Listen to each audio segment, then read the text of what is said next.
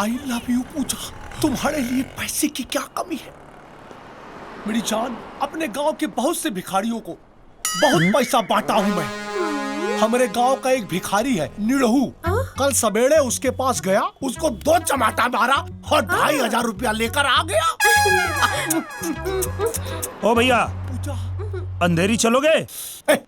दूसरा रिक्शा खाली ना। प्यार के बदला प्यार दे, 2500 उपहार दे, एक बार दिल से दिल मिला ले रानी।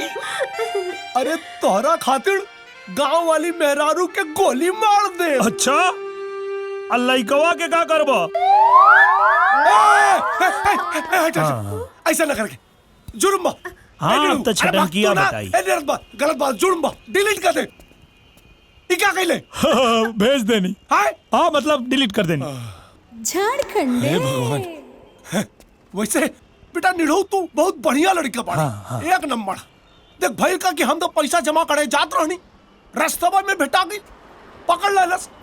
अब तोहरा के तो पता है कि साल भर हमनी घर परिवार से दूर रहिला, तनी व्यवस्था समझा ताड़े ना। तू कहीं त तोरा खातिर भी बात करी। चढ़ी टड़वान बनो। निरहू चाचा वीडियो भेज ले बाड़े।